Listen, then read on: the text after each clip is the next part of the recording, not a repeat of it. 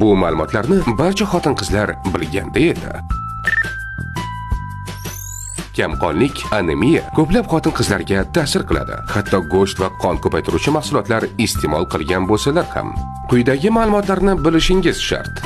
Temirni o'zlashtirishdagi muammolar. Go'shtdagi temirni organizm har doim yaxshi o'zlashtirmaydi.